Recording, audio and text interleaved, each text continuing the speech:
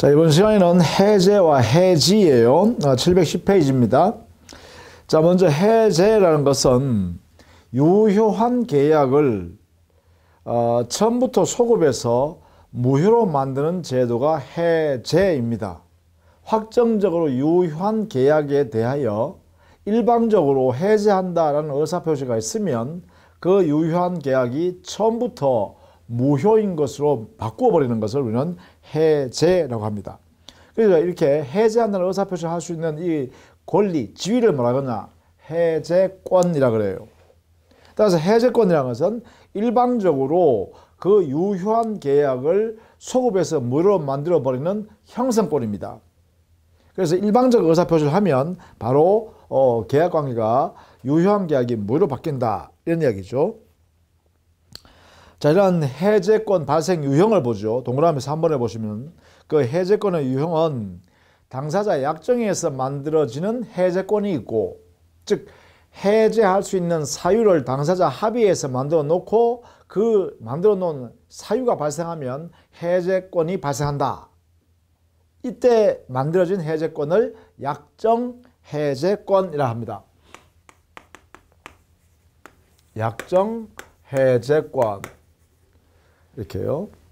그 다음에 두 번째는요, 법률 규정에 이미 해제할 수 있는 권리를 부여해 준 그러한 해제권이 있어요. 그래서 우리는 법 규정에서 정해져 있는 해제권이다 해서 법정 해제권 이렇게 합니다.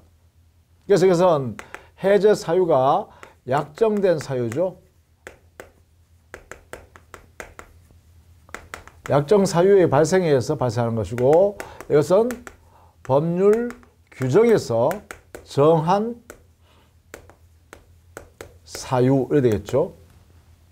이렇게 나누어서 볼 수 있습니다. 자, 이때 해제라는 개념과 구별해야 할 때 있어요. 이 해제라는 개념과 해제권, 이 해제권과 구별할 개념들이 있습니다. 기본적으로 좀 알아두셔야 됩니다. 먼저 해제계약이요.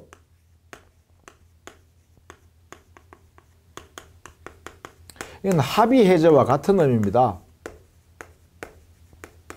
자, 이것은요, 해제의 효과가, 해제 효과가 당사자의 계약인 청약과 승낙의 의사협의에서 이루어지는 효과입니다.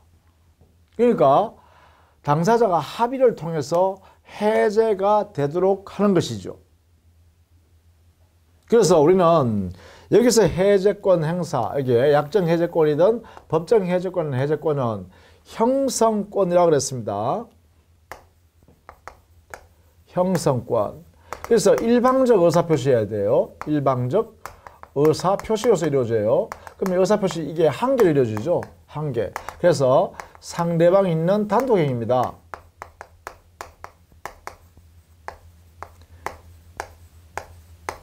이것은 단독행위로 이루어지는 거예요. 단독행위. 그런데 여기에 있는 계약 해제 또는 합의 해제라는 것은 계약에 의하여 이루어지는 해제라는 거죠. 계약. 여기는 단독행위인데 여기는 계약이다, 이 말이죠. 자, 이게 차이점입니다. 그래서 이게 합의 해제에서 이루어질 때는 소급 무효가 되는 것은 가능하나 채무 불이행을 전제하지 않는다는 면에서 손해배상 책임은 당연히 발생하는 것은 아니죠. 이것만 발생하는 것입니다. 그래서 원상회복의 문제도 당사자 합의에서 이루어집니다. 회복의 문제도 당연히 발생하는 것이 아니라 여기에 있는 손해배상이나 원상회복은 이 계약 합의에서 이것을 정할 뿐입니다. 당연히 발생하는 게 아니라 해제의 효과로서 바로 손해배상 책임이나 원상회복 의무가 발생하는 건 아니다는 거죠. 이것은 계약, 합의 해제인 합의에 의해서 또는 해제 계약인 계약에 의해서 그래서 이 내용을 정할 뿐입니다. 존재한다면 이렇게 되겠죠. 이런 면에서 큰 차이가 있다, 이렇게 보시면 되겠고, 두 번째 해제 조건. 이 해제 조건은 부관이죠. 민법 총칙에서 배웠던 부관. 따라서 장래의 불확실한 사실이 성취가 되면 의사표시를 요하지 않고 그때부터 효력이 소멸되죠. 이거는요, 장래의 불확실한 사실이 성취가 되면 그때 의사표시를 요하지 않고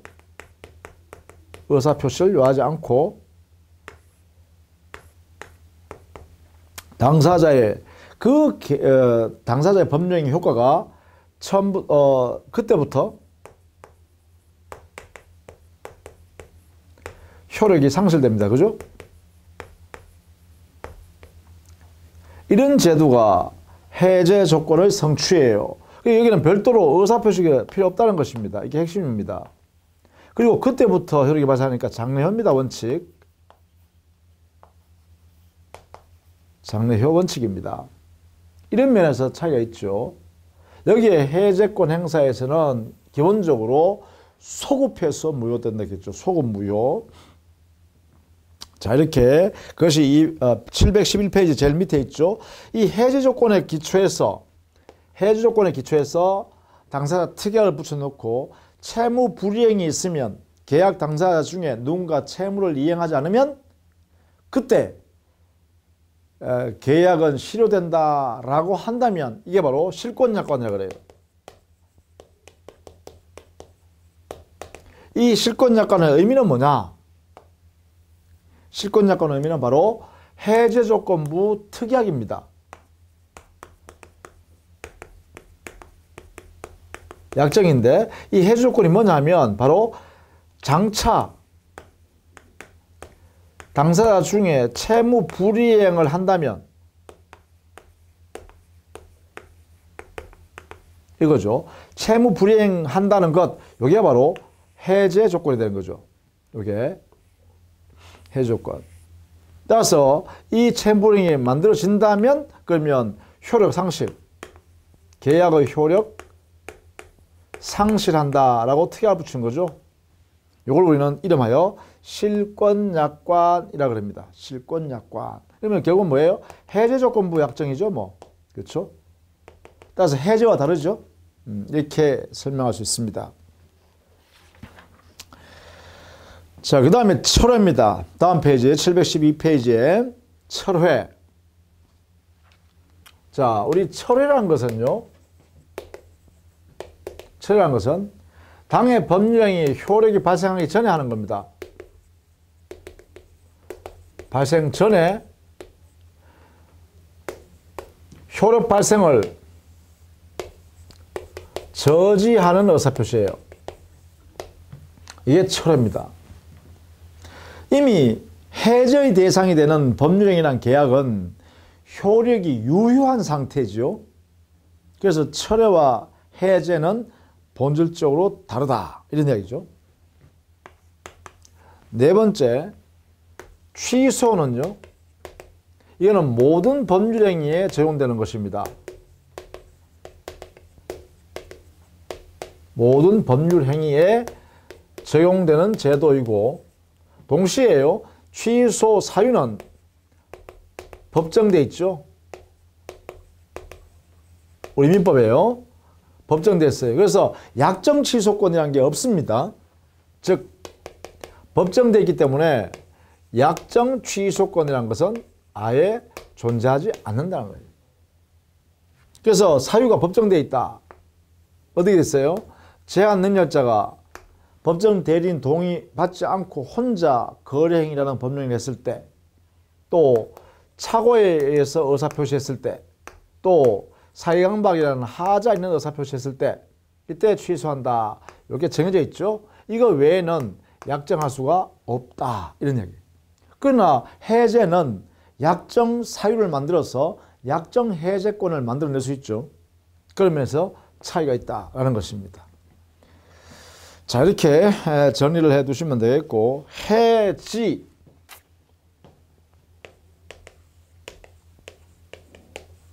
자, 해지와 해제 제도는 다음과 같이 나누어서 볼 수 있어요. 먼저 해지는 계속적 계약을 대상으로 합니다. 그러나 해제는 일시적 계약을 대상으로 합니다. 원칙적으로 이렇게 해요. 그 다음에 해지를 하게 되면 장래적으로 효력이 소멸됩니다. 그런데 해제를 하면 소급표가 있습니다. 소급해서 실효가 되죠. 이렇게요. 그 다음에 장래적으로 실효가 되니까 당연히요, 청산관계로 발생하죠. 청산관계로서의 법률관계가 발생해요. 그런데 해제를 하게 되면 원상회복할 의무가 생깁니다. 당사자는 원상회복관계로 이렇게 발생한다라는 것이죠. 이런 차이가 있다라는 거예요. 기본적으로 해지, 해제 구별입니다. 이렇게. 자, 이렇게 구별 개념도 정리해 둘 필요가 있다. 자, 그러면 구체적으로 우리가 지금부터 보려고 하는 건 뭐냐면 바로 법정 해제를 보려고 하는데, 법정 해제. 이 법정 해제권은 법에 정해져 있는 사유인데요. 이것도 일반적으로 적용되는 일반적 규정이 있고 개별 규정이 있을 수도 있어요. 개별 규정, 개별적 규정. 예를 들면 매매 계약에서 매도인의 담보 책임에서 해제한다든가 매매 계획상에, 매매 계약상에 여기에 존재할 수도 있고, 또 위임 계약에서도 있고, 위임 계약 해지인가요? 기타 뭐 교환 계약이라든지 뭐 등등요. 이렇게 개별적 규정을 이렇게 둘 수 있고, 그러면 일반 규정은 어떤 거냐? 일반 규정은 바로 일반적으로 채무자가 채무 불이행을 하게 되면 해제권을 행사할 수 있다라는 이렇게 법의 규정이나 일반 규정으로 뒀다 이거죠. 그럼 우리가 배우려고 하는 건 뭐냐? 바로 이겁니다. 일반 규정으로서 채무 불이행이 있을 때 이 법정 해제권을 행사한다. 이걸 이제 보려고 하는 거예요. 이렇게. 그래서 우리 교재에도 보면 해제권의 발생 원인이라는데 거기에 내용을 보면 약정 해제권에서도 발생한다. 약정 해제권. 이거죠, 이거. 그 사유를 정한 거죠. 이 약정 해제권 했을 때는 여기에 특징이 뭐냐? 약정 사유에서 해제권이 발생하는데 이 해제권을 행사할 때 효과는 소급 실효만 됩니다. 소급 무효. 그리고 주고받은 게 있으면 소급해서 받고 건넸으니까 원상회복은 해야 됩니다. 원상회복. 원래 상태 돌아가야 되죠. 그러나 손해배상 책임은 생기지 않습니다. 이거는요. 왜냐하면 여기는 약정 사유에서 해제하는 것이지 채무 불이행을 전제로 해서 하는 것이 아니기 때문에 그렇죠.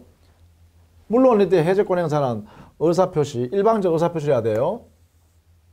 일방적 의사표시로서 하면 됩니다. 그 성격은 형성권이기 때문에 그렇죠. 자, 그렇다면 여기에 있는 법정 해제권 행사하면 어떤 효과가 발생하냐? 우리 민법상으로 먼저 이것부터 먼저 정리해 놓고 봅시다. 법정 해제권을 행사하는, 즉 법률 규정에 정해놓은 것, 이 법률 규정이 대표적인 것, 채무 불이행을 가지고 본다, 그죠? 자, 일반적 채무 불이행에 대해서 해제권 행사하는 법정 해제권, 채무 불이행, 이럴 때 하는 사유는, 자, 이런 경우는 어떻게 되냐? 이런 경우, 이럴 때는, 그래요. 해제하면 소급 무효가 됩니다. 소급표. 그리고 주고받은 게 이미 해제하기 전에 있다면 그것은 원상 회복해야 된다. 이렇게 우리 민법이 요구하고 있어요. 그리고 채무 불이행을 이유로 하여 해제를 한 것이기 때문에 소급표 원상 회복 외에도 채무 불이행에 따른 손해배상 청구권도 발생합니다. 즉 손해배상 책임이 생긴다. 이러겠죠. 그래서 이것도 인정된다는 것입니다. 그래서 이게 가장 보편적인 해제, 우리가 지금 공부하려는 법정 해제 효과가 이렇게 된다. 꼭 알아두셔야겠네요. 3대 효과입니다. 이게 해제의 3대 효과. 민법상 소급해서 무효가 되고 원상 회복해야 되고 이미 받은 것을 돌려주고 돌려받는다는 거예요. 즉 계약 내용대로 유효한 계약이었기 때문에 계약 내용대로 이행한 것이 있으면 해제해버리면 받은 거 다 돌려준다. 원상 회복. 전부 반환입니다. 전부 반환. 그 다음에 손해배상 책임. 이행했더라면 계약 내용들이 이행했더라면 누릴 수 있는 이익. 그것을 배상하는 겁니다. 그래서 이행이익으로서의 배상 책임을 채무 불이행한 사람은 져야 한다. 해야 되겠죠. 자, 이런 내용 세 가지가 가장 기본적인 해제권의 효과다. 이렇게 보시면 되겠죠. 다만 약정 해제권 행사했을 때는 손해배상 책임은 생기지 않는다. 그죠? 이 부분은 그죠? 요것만 생긴다. 그죠? 이렇게 정리하시면 되겠죠. 자, 그러면 법정 해제권을 하나씩 살펴보도록 하겠습니다. 714페이지요. 자, 거기에 법정 해제권의 발생에 관해서는 개별적 규정에 의한 해제권이 있다라는 걸 알아두세요. 예컨대 증여에서 해제권이 있다든가 매매에서도 있고요. 도급계약에서도 있고요. 이렇게 개별 규정에 따라서 존재한다. 그러나 일반적 규정으로서는 채무 불이행을 전제로 한다. 2번 동그라미 있죠? 2번 동그라미. 714페이지에 2번 동그라미에 그런 내용을 정리해 두었습니다. 자, 그렇다면 우리는 지금부터 하는 게 뭐냐? 일반 규정, 즉 채무 불이행에 의한 해제권을 공부하려고 그래요. 법정 해제권. 자, 일반 규정에 있는 해제권입니다. 일반 규정에 있는 해제권. 이건 뭐라 했어요? 채무 불이행을 이유로 해제한다 했죠. 자, 그럼 여기에 도대체 채무 불이행에는 어떤 형태가 있느냐? 어떤 형태가 있냐? 종류가 있겠다. 그죠? 자, 이거부터 먼저 정리해보면 먼저 채무 불이행이라 하기 위해서는 채무자의 고의로 이행하지 않거나 또는 부주의해서 이행하지 않는 상태가 돼요. 채무자의 고의 과실에 의해서 급부 이행을 하지 않는 것입니다.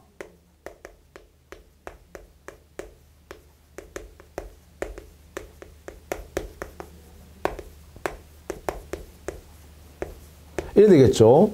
따라서 이게 채무자의 고의 또는 과실이란 이게 우리 뭐냐? 귀책 사유 이렇게 표현해요. 채무자의 잘못된 그런 책임, 그것을 바로 채무불이행이라 한다. 그죠? 이렇게. 이걸 대전제로 해서 불이행하는 모습, 여기에요. 급부 이행을 하지 아니하는 것 했으니까 요 불이행하는 모습을 이해해야겠는데, 불이행하는 모습은 두 번째, 유형 구체적인 예입니다. 그게 첫 번째, 이행기가 있는데 이행기에 이행하지 않고 그 기간을 지나버렸다. 그런데 지난 지금이라도 이행하려면 이행할 수 있는 상태다. 이걸 뭐라 하냐? 이행지체라고 합니다. 그 다음에 세 번째는요.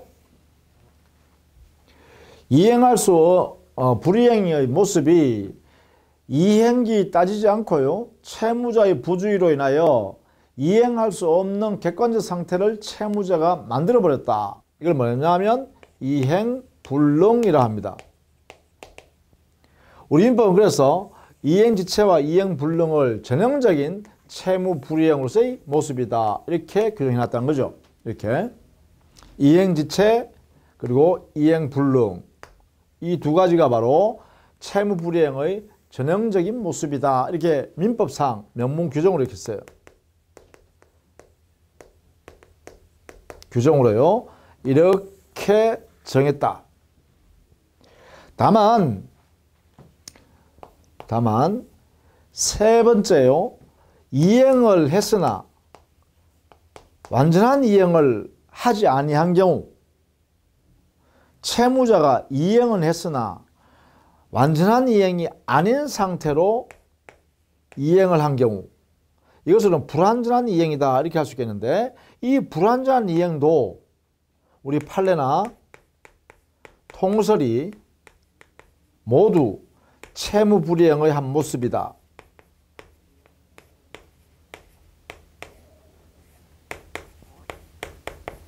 이렇게 인정하고 있어요. 이렇게 정리해 두셔야죠. 그래서 결국은 우리 민법의 명문으로는 이행지체와 이행불능이라는 채무 불이행이 있고, 통설과 판례가 불완전 이행도 채무 불이행의 한 모습이다. 이렇게 인정했다는 거죠. 그렇다면 결국은 이 세 가지가 채무 불이행의 모습이다. 이렇게 할 수 있죠. 이행지체, 이행불능, 그리고 불완전 이행. 이 세 가지가 바로 채무 불이행의 모습이다. 이 세 가지를 채무자의 잘못, 이게 존재한다. 그죠? 지체하고 있는 것이 채무자의 고의 또는 과실로 지체하고 있고, 이 불능의 상태를 객관적으로 만든 것이 채무자의 고의 또는 과실로 만들어졌고, 또 불완전 이행한 것이 바로 채무자의 고의 또는 과실에 의하여 이루어졌다라고 하면 이것이 바로 채무 불이행의 모습이다. 그럼 이때는 뭐 할 수 있다? 이때는 일정한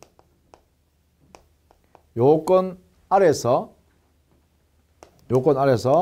뭘 할 수 있다? 바로 법정 해제권이 발생한다. 이렇게 되겠죠.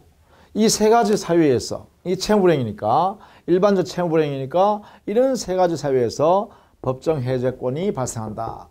다만 이제 그 행사하는 데 있어서는 일정한 요건이 필요하겠죠. 이걸 통해서 이렇게 행사하게 된다. 이런 이야기입니다. 자, 이제 그러면 구체적으로 이행지체일 때는 어떻게 해제권을 행사하는가?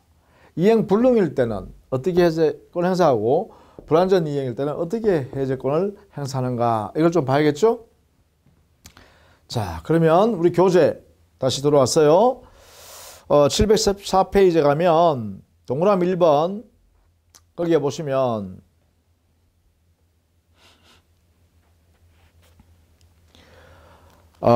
보통 이행지체로 인한 해제권의 발생이 돼 있어요. 그죠?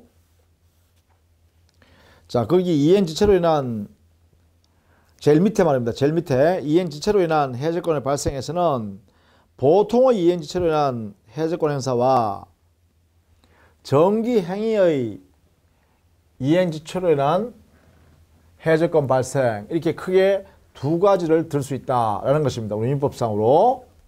자, 이행지체에 의한 해제권, 이렇게 살펴보면 이 이행지체가 첫 번째는 보통의 이행지체일 때와 두 번째는 정기행위의 이행지체, 이렇게 두 개 나누었어요. 여기서는 상당 기간 채굴을 하고,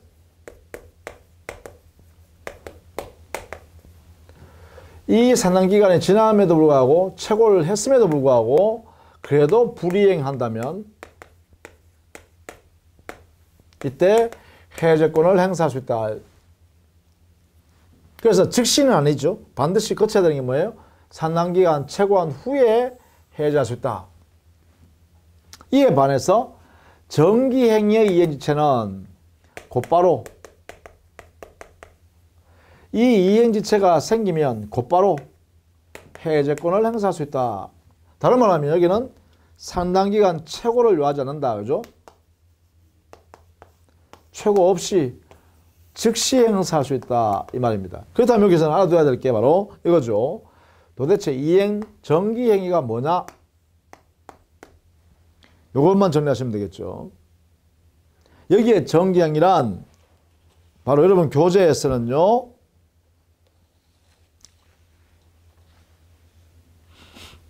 718페이지에 있습니다. 718페이지에 보면 정기행위란 것은 계약의 성질이나 계약 당사자의 합의에 의해서 일정한 정해놓은 기일 또는 기간 내에 당의 계약 내용대로 급부 이행을 해야만 그 계약 법률행위의 목적을 달성할 수 있는 것이다 라고 정해놓은 그러한 계약을 정기행위라 그래요. 이게요. 예컨대 이런 거 있겠죠. 예를 들면 결혼 예복으로서 웨딩 드레스를 맞추었는데 결혼할 날짜를 정해놨으니까 자, 그 결혼 웨딩 드레스라는 예복을 결혼하는 날짜에 몇 시에까지 어느 예식장으로 가지고 와 주세요 라고 계약을 했습니다. 그런데 그 옷을 웨딩 드레스를 만드는 사람이 그 결혼식이 끝나고 나서 가지고 오겠다고 했어요. 그러면 가지고 오는 시간이 지나버렸죠. 이행기가. 이행기가 지났으면 이행지체다 그죠. 보통의 이행지체. 그런데 그 웨딩드레스 공급하는 그 약정은 정기행위죠. 성격상. 왜 정기행위라 하죠? 바로 그 결혼식까지 그 날짜와 장소, 시간 딱 맞춰서 가져오지 않으면 그 시간이 지나버리면 웨딩드레스는 의미가 없다 이 말입니다. 급부이행을 받아도 의미가 없다는 거죠. 즉 그 계약 내용을 실현할 수 없다는 것입니다. 계약 내용 자체를. 목적, 당사자 계약의 목적을 달성 실현할 수 없다는 거죠. 그러한 계약을 뭐라 그런다? 정기행위라 한다. 자, 이런 경우에는 이행지체를 해버리면 가지고 와서 이행지체한 상태에서 이행이 제공되어도 그 계약인 법률행위의 목적을 달성할 수 없다, 당사자는. 그러니까 이행을 받아도 의미가 없다. 그러니 가져오지 마세요. 계약 해제하랍니다. 이게 즉시 할 수 있다는 것이죠. 이렇게요. 자, 이것이 바로 정기행위로서의 이행지체입니다. 이렇게 나누어서 봐야 됩니다. 우리는 보통의 경우는 보통의 이행지체죠. 일반적인 것은 그죠? 보통의 이행지체 할 때는 반드시 뭘 거쳐야 된다? 최고한 후에 상당기간 그 다음에 해제한다. 이렇게 정리해 두셔야겠어요. 다만 여기서 상당기간 즉 보통의 이행지체임에도 불구하고 최고가 생략될 수 있는 경우가 있습니다. 이때 채무자가 이행지체하고 있는 채무자가 이행 거절의 의사를 명백히 한 경우에요. 이때는 최고를 거칠 필요 없이 곧바로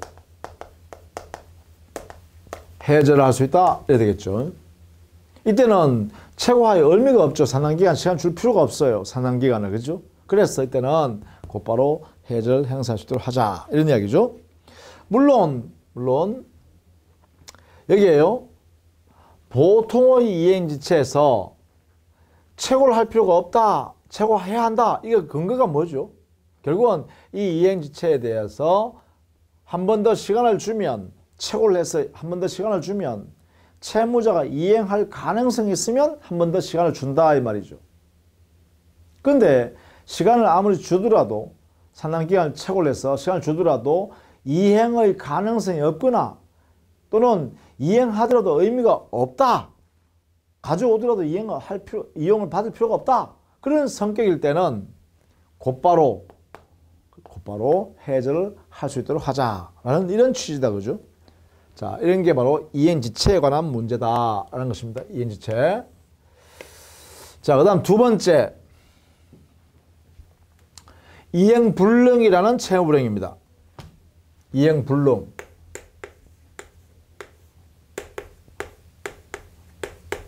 이 이행불능에 의해서 해제할 수 있는 경우. 자, 이행불능. 이행불능이라는 것은 뭐였어요? 채무자의 고의 또는 과실로 채무 이행을 불가능하게 만들어 버리는 것. 이게 이행불능이에요. 따라서 이때는요, 당연히 시간을 아무리 최고하면서 주더라도 시간을 상당기간을 아무리 많이 주더라도 이행할 가능성 자체가 없죠. 그러니까 여기는 곧바로 해제할 수 있다. 이렇게 하겠죠. 최고 절차 없이 바로 해제할 수 있다. 이렇게 해야 됩니다. 이행불능이기 때문에 그렇죠. 이행불능. 여기는 곧바로 해제할 수 있다. 이렇게 정리하겠죠. 우리 이것이 여러분 교재는 719페이지에요. 상단에 동그라미 2번 이행 불능으로 인한 해제권의 발생. 여기는 최고 절차가 이런 게 필요 없다. 곧바로 해제하면 된다. 이렇게 되겠죠. 자, 그 다음에 세 번째는 판례와 통설이 채무 불이행의 한 모습이다라고 한 불완전 이행이요. 이 불완전 이행에 있어서 어떻게 될까 한번 볼까요? 이행을 하긴 했으나 채무 내용이 계약 내용대로 완전한 이행을 하지 아니한 경우에 해제권을 행사할 수 있는가? 라는 것인데요. 이걸 한번 보죠. 자, 불완전 이행의 경우입니다. 그런데 이 불완전한 내용을 가만히 따져보면 지금이라도 이행할 수 있다면 이걸 뭐라 하냐? 추후에 완전한 이행이 가능한 경우요. 이럴 때는 사실상 그 이행할 수 있음에도 불구하고 이행기 지나가지고 아직도 이행하지 않고 있는 거잖아요. 그러면 추환이 가능하다면 사실은 이 불완전 이행은 이행 지체에 해당한다. 그죠? 이행 지체에 해당하니까 보통의 이행 지체는 어떻게 한다 했어요? 그래서 산당기간 최고하고 하라 했죠. 따라서 이때는 추환이 가능한 불완전 이행일 때 이렇게 되겠죠. 이럴 때는 이행 지체에 해당되기 때문에 당연히 뭐예요? 그래요. 상당기간 최고한 후에 그래도 이행하지 않는다면 그래서 그때 해제하라 이렇게 하겠죠. 물론 그죠? 아니면 추환이 불가능한 경우는 어떻게 할까? 반대로 그죠? 자, 불완전 이행 부분을 추환할 수 있는가? 즉 추후에 지금이라도 완전한 이행을 할 수 있는가라고 보니까 추환이 불가능하다 라고 하면 결국은 불가능한 부분만큼의 불완전한 것은 바로 이행 불능이 되겠죠. 그죠? 추환이 불가능한 건 그 불완전한 부분은 이행 불능에 해당된다 이 말이죠. 그러면 이행 불능에 해당되는 경우에는 이 불능한 만큼은 뭐 할 수 있다? 곧바로 해제하면 되겠죠? 이렇게 할 수 있겠다. 그죠? 상당한 기간 최고 없이 곧바로 해제할 된다. 이렇게 되겠죠? 해제된다. 이렇게 해석을 할 수 있겠네요. 그죠? 따라서 불완전 이행의 경우는 상당 기간 최고해야 되는 경우도 있고 최고할 필요 없이 곧바로 해제할 수도 있는 경우도 있다. 그래서 뭘 가지고 따지냐? 추환 가능 여부를 가지고 따지면 되겠다. 추환이 가능하다면 이행지체처럼 취급해서 상당 기간 최고하고 해제하고, 추환이 불가능하다고 한다면 이행 불능으로 취급해서 곧바로 해제하면 된다. 이렇게 해석하면 되겠죠.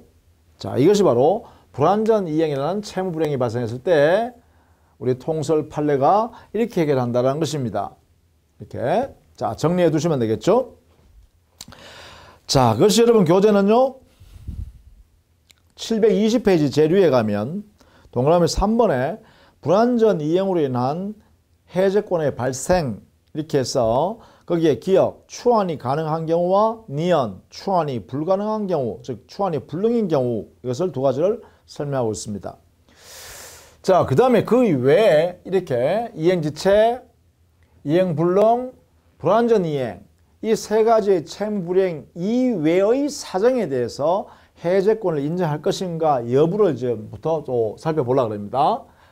예컨대 채권자 지체가 있을 때 과연 채무자가 채권자 너 이행지체, 수령지체라고 했으니까 나는 계약을 해제한다 할 수 있는가? 그게 네 번째, 채권자 지체의 경우 과연 해제할 수 있는가?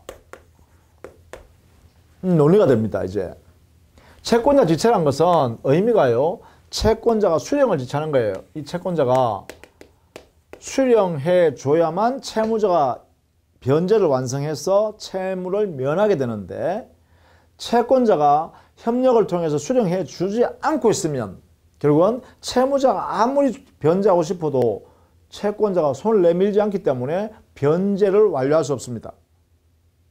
그래서 채무자는 계속 채무를 가지고 있게 됩니다. 그러면 그만큼 채무자는 불이익하게 되죠. 그래서 채권자가 수령 행위를 해줘야 되는데도 불구하고 그 수령 행위를 이행하지 않는다 이 말이죠. 이거는 채권자의 고의 또는 과실로 수령을 지체하고 있는 거예요. 이렇게. 이런 경우에 해제할 수 있는가 이 말이에요. 이 말이에요. 의미가. 여기에 대해서 인정하자는 견해, 인정 안 된다는 견해 두 가지가 있을 수 있습니다.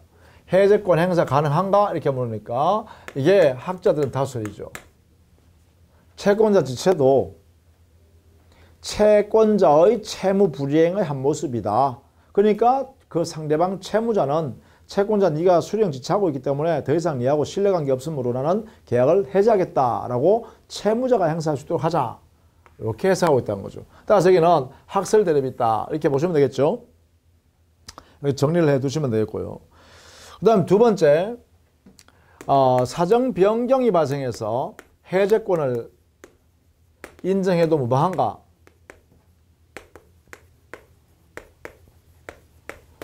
사정 변경의 원칙에 입각해서 해제권 행사에도 무방한가? 이런 문제가 있습니다.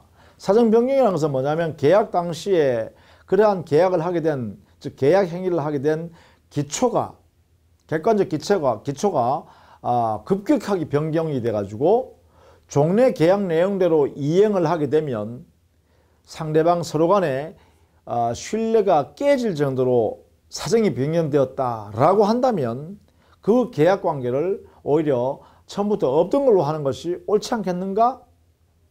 이렇게 이제 의문을 제기한 것이 바로 사정 변경으로 인한 해제권 여부입니다. 여기에 대해서는 우리 판례는 아직 인정한 예가 없습니다. 구체적으로 부정하는 입장을 취합니다. 그러나 학설은 해제권 행사를 인정해야 한다 이렇게 하고 있습니다. 그렇게 함으로써 오히려 보다 당사자의 그 지위를 신의식상 옳게 적용할 수 있다 이렇게 해서 한다는 거죠. 따라서 이게 판례와 학설이 아직 이렇게 대립되는 형태를 가지고 있고, 다만 여기에 판례는 현재 부정하는 견해 입장을 치고 있지만 사정 변경에 의한 해제권이 발생될 수 있는 요건을 판결문에서 설시하고는 있습니다. 사정 변경의 원칙상 해제권 행사를 인정한 예는 없습니다. 부정했습니다. 부정했는데 다만 사정 변경을 위한 해제권 행사하기 위한 요건은 이러이러한 요건이라면 해제할 수 있지 않겠느냐 이렇게 해석을 엄격하게 하고 있다는 것을 알아주시면 되겠죠. 그러나 원칙적으로 아직은 판례는 인정한 예가 없다. 그러니까 부정했다. 이제까지는 이렇게 정리해 둡니다. 사정 변경한 해제권 우리 판례는 부정한다. 그러나 학설은 인정한다. 이렇게 정리합시다. 이때 학설을 인정하면 이때는 최고 절차가 필요 없다고 해야겠죠. 상당 기간 최고 절차가 필요 없이 곧바로 행사할 수 있다. 이렇게 해야 돼요. 해제권을 우리 학설의 입장에 인정하는 견해라면 곧바로 해제권 행사가 된다. 이렇게 해석하는 거죠. 왜냐하면 사정 변경이 됐기 때문에 법률 관계인 계약 관계를 없애려고 하는 거잖아요. 그러니까 이것은 상당 기간 최고한다는 것은 의미가 없죠. 당연히 그죠. 자, 그렇게 해석해 두면 되겠습니다. 그래서 그 밑에 721페이지에 제일 밑에 B 동그라미 판례를 보시면 판례가 사정 변경으로 인한 해제권을 적극적으로 인정하지는 않고 있다. 이 말은 아직은 부정하고 있는 입장이다. 인정한 예가 없다. 이렇게 해놨죠. 다만 사정 변경에 의한 계약 해제 요건을 제시는 하고 있다. 그러니까 요건, 해제하기 위한 요건은 일단 판결에서 예시를 해두고 있다. 이렇게 나왔죠. 그 예들이 여기 있는 거예요. 그게 네 가지 요소를 갖추면 엄격하게 네 가지 요건을 요구하고 있죠. 자, 그렇게 한번 봐두시면 되겠습니다. 그 다음에 마지막으로요. 부수적 의무 불이행이 있을 때도 해제할 수 있는가? 부수적 의무. 채무에도 좋습니다. 부수적 채무가 불이행됐을 때 이때도 해제권 행사할 수 있는가? 이렇게 문의를 할 수 있겠죠. 그죠? 이렇게. 자, 여기에 대해서는 우리 판례와 통설이요. 공이 해제권 인정할 수가 없다 이렇게 합니다. 부정합니다. 부정. 그 이유는 왜 그러냐면 이 부수적 의무 불이행을 이유로 계약을 해제하는 것은 옳지 않다. 왜냐하면 계약 해제란 것은 여기에요. 계약 해제요. 이 해제란 것은 계약 내용의 기본적 채권 채무가 실현되지 않기 때문에 그러한 채무 불이행이 있기 때문에 그 내용을 없애버리는 거예요. 즉 계약 실현이 불가할 때, 계약 실현이 안 될 때, 그때 해제하는 것이다. 이 제도는요. 해제의 제도는. 그러니까 기본적 채권 채무 관계의 계약 내용은 실현할 수 있고 다만 부수적 의무를만 이행하지 않았다면 손해배상으로 충분히 자기의 피해를 보전할 수 있다는 거야. 굳이 계약 해제를 인정해서 계약 관계가 실현될 수 있음에도 불구하고 계약을 처음부터 무효로 만들 필요는 없다 이 말이죠. 그래서 부수적 의무 불이행 이것을 가지고는 해제권 행사를 인정할 수가 없다라는 것이요. 이게 통설과 판례 태도다. 이걸 꼭 알아두셔야 됩니다. 부수적 의무 불이행. 그래서 예컨대 이런 얘기죠. 토지거래 허가구역에서 매매계약, 토지의 매매계약 했을 때 만약에 그 매매계약 당사자 중에 어느 일방이 말이죠. 허가 신청에 협력 의무를 이행하지 않는다고 해서 당해 매매계약을 해지할 수 있는가? 상대방이. 이때 허가 신청에 협력할 의무는 신의치상 발생한 부수적 의무란 거예요. 그 부수적 의무를 이행하지 않고 있는 그 일방에 대해서 상대방이 야, 너 계약 내용대로 너 협력 의무 안 하니까 계약 이행을 못 하잖아. 계약을 유예로 만들어서 이행 못 하잖아. 그러니까 나는 계약 해지할란다. 이렇게 할 수 있는가? 이렇게 물으니까 우리 법원에 뭐라 했어요? 바로 그것은 협력, 즉 허가 신청 협력 의무란 것은 신의치상 인정되는 부수적 의무이니까 그 부수적 의무를 불이행했다고 계약을 해지할 수는 없는 거다. 이렇게 판시하고 있죠. 판례가 그죠? 자, 그런 예를 들 수 있다는 것입니다. 자, 이렇게 했어요. 해제권 발생하는 모습, 행사하기 위한 일정한 요소들을 쭉 살펴봤습니다. 일반적으로 민법상의 해제권 발생은 채무 불이행을 요건으로 해서 해제하는 이 내용을 중심으로서 여러분은 정리해 두셔야 돼요. 그렇게 해주시기를 부탁드립니다. 자, 다음 시간부터는요. 해제권을 구체적으로 행사하는 것, 그리고 행사했을 때 효과, 이것을 구체적으로 또 살펴보도록 하겠습니다. 자, 수고 많으셨습니다.